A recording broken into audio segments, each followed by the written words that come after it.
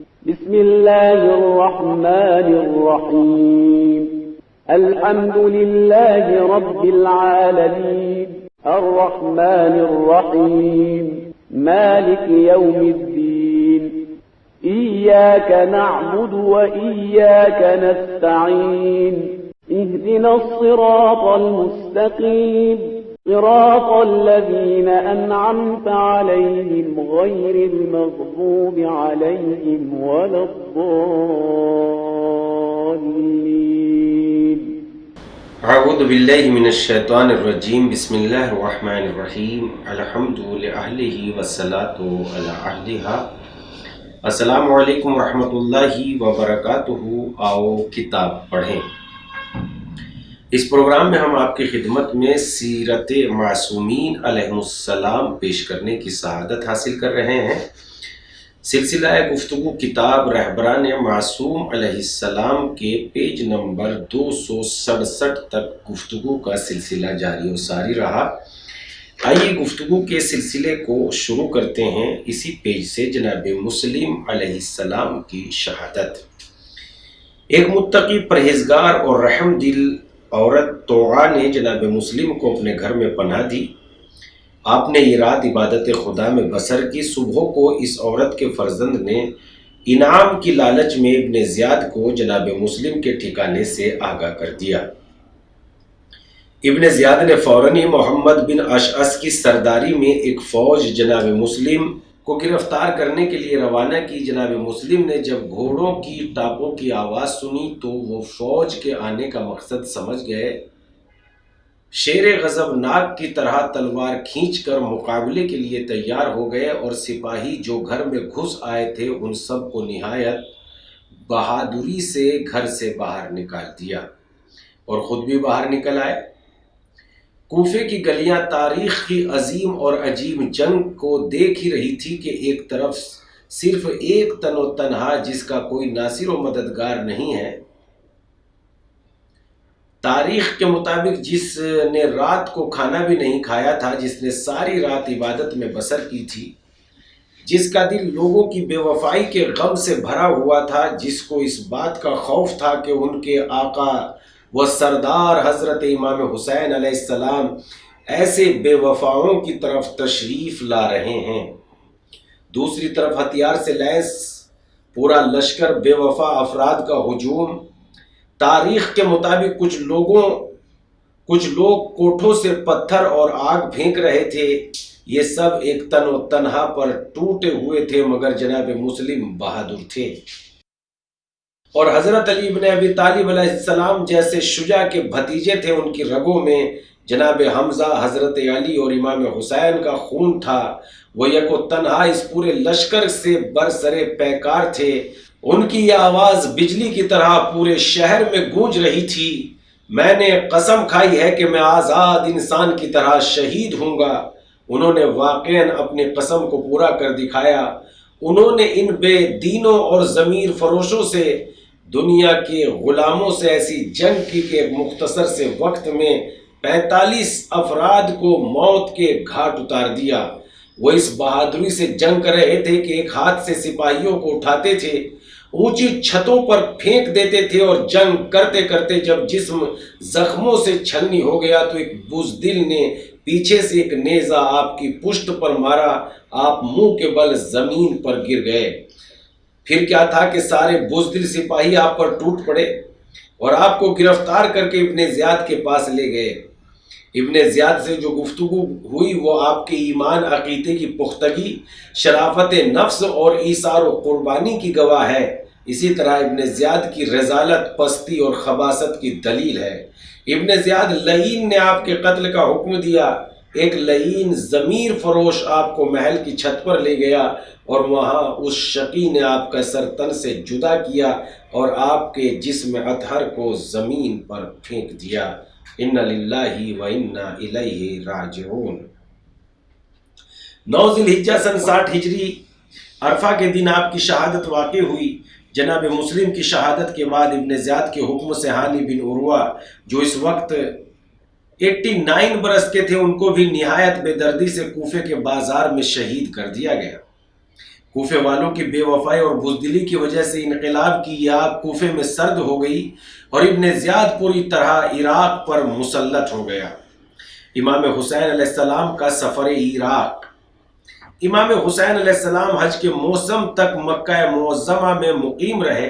آپ نے حج کا احرام بھی باندھ لیا، لیکن جب یہ معلوم ہوا کہ یزید کے جاسوس اور سپاہی حاجیوں کے لباس میں مکہ آئے ہوئے ہیں، وہ آپ کو گرفتار یا قتل کرنا چاہتے ہیں، آپ نے حج کے احرام کو عمرے میں تبدیل کیا۔ طواف اور سعی بجا لانے کے بعد عراق کی طرف روانہ ہو گئے۔ روانہ ہونے سے پہلے امام حسین علیہ السلام نہایت اہم خطبہ ارشاد فرماتے ہیں، یقیناً موت نے انسان کو ہر طرف سے اس طرح گھیر لیا ہے جس طرح نوجوان لڑکی کے گلے میں گلو بند۔ مجھے اپنے آباء و اجداد، پیغمبر اسلام و اہل بیت سے ملنے کا اتنا ہی شوق ہے جتنا یعقوب کو یوسف سے ملنے کا اشتیاق تھا۔ میرے لیے جو تربت اور قتل گاہ معین کی گئی ہے وہاں پہنچنا میرے لیے ضروری ہے۔ میں دیکھ رہا ہوں نواویس اور کربلا کے درمیان بیابانوں کے گرگ میرے بدن کو پارا پارا کر رہے ہیں اور میرے قتل سے اپنی لالچ کی تھیلیوں کو بھر رہے ہیں۔ خدا کے حکم سے فرار ممکن نہیں ہے۔ ہم پیغمبر کے اہل بیت خداوند عالم کے حکم اور اس کی قضا پر راضی و خوشنود ہیں، اس کے امتحان اور مصائب پر صابر و شاکر ہیں۔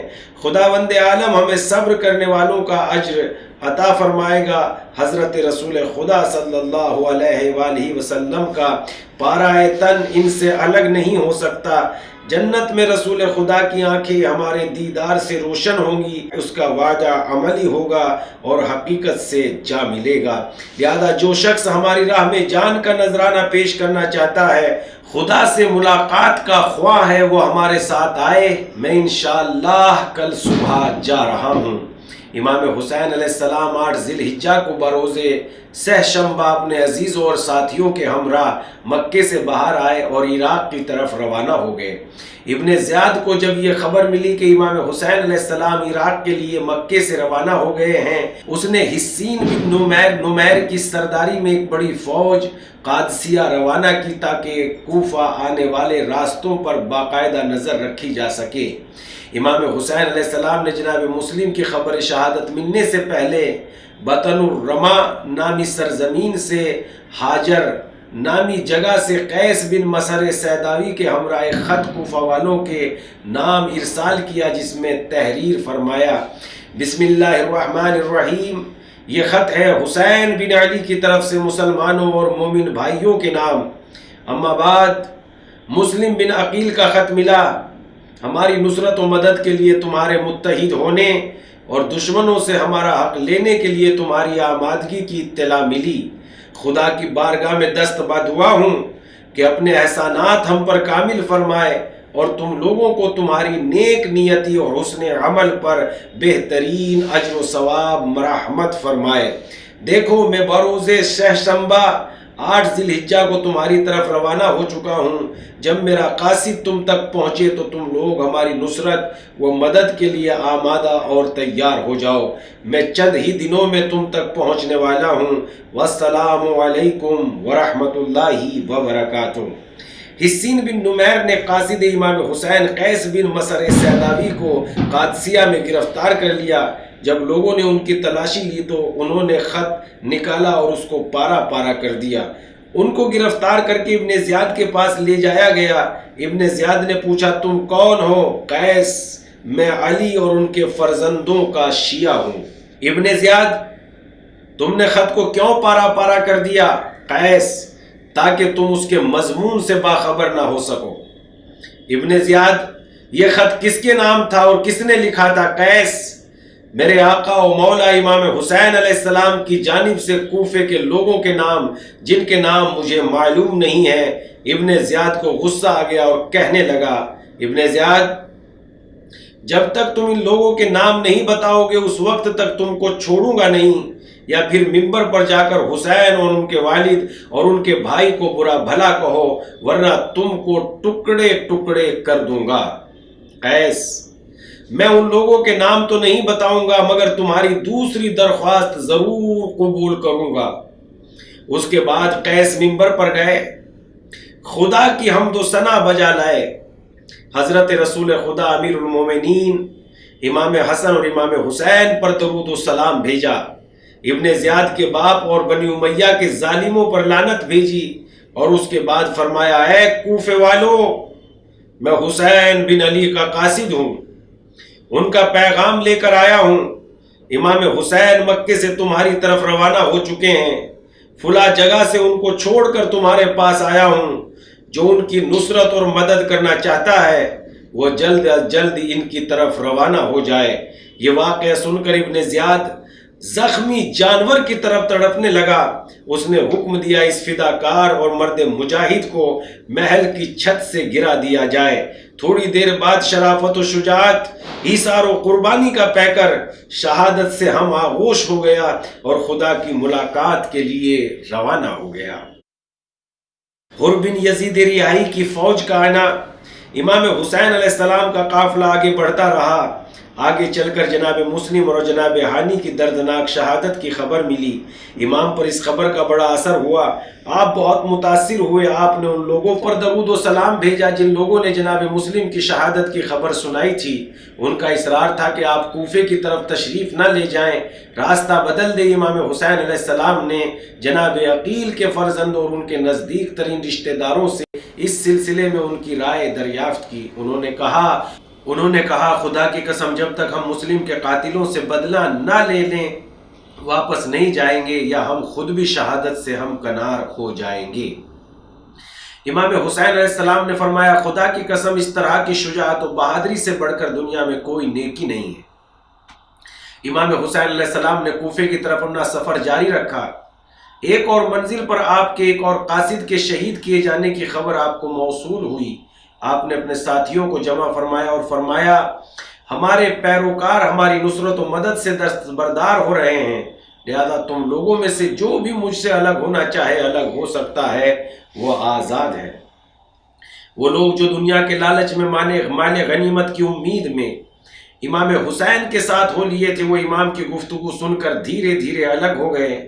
صرف امام حسین علیہ السلام کے خاندان کے افراد اور صاحبان ایمان و یقین امام کے ساتھ ساتھ ہیں، انہوں نے امام کو تنہا چھوڑنا گوارا نہیں کیا۔ منزل شرف میں امام حسین علیہ السلام نے سحر کے وقت اپنے قافلے کے جوانوں سے فرمایا جتنا زیادہ پانی بھر سکتے ہو بھر لو۔ اس کے بعد امام نے قافلے کو آگے بڑھنے کا حکم دیا۔ آدھے دن تک راستہ طے کرتے رہے، یک بارگی ایک ساتھی نے تکبیر کی آواز بلند کی۔ امام نے دریافت کیا تم نے کیا دیکھ کر تکبیر بلند کی؟ عرض کیا میں دور سے نخلستان دیکھ رہا ہوں۔ اصحاب نے کہا ہم نے کبھی اس جگہ نخلستان نہیں دیکھا۔ جب لوگوں نے غور سے دیکھا تو پتہ چلا کہ ایک فوج ہے جو میدان میں ان کی طرف بڑھتی چلی آ رہی ہے۔ امام علیہ السلام نے بائیں جانب ذو حسم نامی پہاڑ کے دامن میں اپنے ساتھیوں سے ٹھہرنے کو کہا۔ حر بن یزید ریاحی 1000 کی فوج لے کر وہاں پہنچ گیا۔ اس وقت غضب کی گرمی پڑ رہی تھی۔ امام حسین علیہ السلام کے اصحاب بھی تلواریں کھینچ کر مقابلے پر سب بستہ ہو گئے۔ حر کی فوج پیاس سے بہت زیادہ پریشان اور بدحواس تھی۔ امام علیہ السلام نے بے مثال کرم و خاندانی بزرگی و شرافت کا مظاہرہ کرتے ہوئے فرمایا پوری فوج کو یہاں تک کہ ان کے گھوڑوں کو بھی پوری طرح سیراب کر دو۔ امام کے حکم سے ساری فوج اور ان کے جانوروں کو باقاعدہ سیراب کر دیا گیا۔ اتنے میں ظہر کی نماز کا وقت آ پہنچا۔ اذان کے بعد امام حسین علیہ السلام دونوں فوجوں کے درمیان کھڑے ہوئے، خدا کی حمد و ثنا کے بعد اس طرح مخاطب ہوئے اے لوگو میں تمہاری طرف خود سے نہیں آیا ہوں، تم نے مسلسل خطوط، پیغامات اور قاصد بھیجے اور یہ لکھا کہ آپ ضرور بھی ضرور ہماری طرف آئے، ہمارا کوئی رہنما اور پیشوا نہیں ہے، تاکہ خداوند عالم آپ کے ذریعے ہمیں حق اور ہدایت کا راستہ دکھا دے۔ اس بنا پر میں صبر کر کے تمہاری طرف آیا ہوں کیا تم لوگ اپنے عہد و پیمان پر باقی ہو اور میرے ہاتھ اپنے معاہدے کی تجدید اور توثیق کرتے ہو تاکہ میں تمہاری طرف سے مطمئن ہو جاؤں؟ اگر تم اپنے قول سے مکر گئے ہو اور اپنے عہد و پیمان کو توڑ چکے ہو اور میرے آنے سے خوش نہیں ہو تو میں اپنی جگہ واپس چلا جاتا ہوں۔ حر کی فوج نے خاموشی اختیار کی اور کوئی جواب نہیں دیا۔ امام حسین علیہ السلام نماز کے لیے تیار ہو گئے اور حر سے فرمایا اگر تم چاہو تو اپنی فوج کے ساتھ الگ نماز پڑھ لو۔ حر نے کہا میں بھی آپ کے ساتھ نماز پڑھوں گا۔ امام حسین علیہ السلام مصلی پر تشریف لائے۔ دونوں فوجوں نے امام کی اقتداء میں نماز ادا کی۔ عصر کی نماز کے وقت امام حسین علیہ السلام اسی طرح پھر مخاطب ہوئے، اے لوگو، اگر خدا کا تقوی اور پرہیزگاری اختیار کرو، صاحبان حق کی معرفت حاصل کرو، خدا تم سے زیادہ راضی و خوشنود ہوگا۔ یہ بنی امیہ جو ناحق خلافت و حکومت کے دعوے دار بنے ہیں اور تم لوگوں پر ظلم و ستم کر رہے ہیں، ہم پیغمبر اکرم صلی اللہ علیہ وآلہ وسلم کے اہل بیت خلافت و حکومت کے لیے زیادہ سزاوار اور حقدار ہیں۔ اگر تم لوگ اپنی جہالت اور گمراہی پر جمے رہنا چاہتے ہو اور اپنی تحریروں سے پھر گئے ہو تو کوئی بات نہیں، میں واپس چلا جاتا ہوں۔ حر نے کہا خدا کی قسم، آپ جن خطوط اور پیغامات کی بات کر رہے ہیں مجھے اس کی کوئی خبر نہیں ہے۔ ناظرین، گفتگو کا سلسلہ یہیں پر تمام کریں گے۔ بات پہنچ چکی ہے پیج نمبر 274 تک، 274، لہذا انشاءاللہ سلسلے کو جاری رکھیں گے۔ آپ اس پیغام کو دوسروں تک بھی نشر کرتے رہیے، شیئر کرتے رہیے، بھیجتے رہیے، پہنچاتے رہیے، تاکہ تاریخی واقعات سے ہمارا دل اور دماغ روشن ہو جائے، اور جب روشنی ہم خود روشن ہو جائیں گے تو محلے کو روشن کریں گے، گھر کو روشن کریں گے، مکان کو روشن کریں گے، نسل کو روشن کریں گے، فرزندوں کو روشن کریں گے، اور ایک دن وہ آئے گا کہ امت اسلامیہ کو روشن کریں گے، اور پھر ایک دن وہ آئے گا کہ سارا جہان نور سے منور ہو جائے گا۔ والسلام، خدا حافظ۔